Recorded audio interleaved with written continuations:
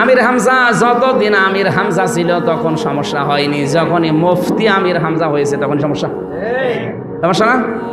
আমি ঝিনাইদহ আসি না তা নাই, ওই সেই 9 সাল থেকে শুরু করে 13 সাল পর্যন্ত একাধারে কত জায়গায় এসেছি আল্লাহ শুধু ভালো জানে। আর জান হাজির হাত ধরে এসেছিলাম এক পীরের দরবারে, ওই শৈলকুপার ভেতরে। আমার তুলে দিয়ে বলছে শিরিক আর বেদাতের উপরে আলোচনা করেন।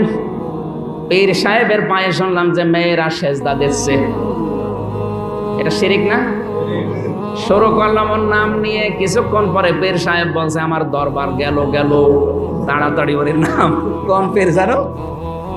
কোন পীর জানো নিয়ে এসেছিলে? সরাবাড়ি। ওই থেকে শুরু। আমি ঝিনাইদহ আসি না তা না, 9 সাল থেকে শুরু। আমার কোনো গ্রাম আমার মনে হয় শৈলকুপায় আমার বাদ নেই। প্রত্যেক গ্রামে টাকা দিত 300 টাকা, আমার 280 টাকা খরচ।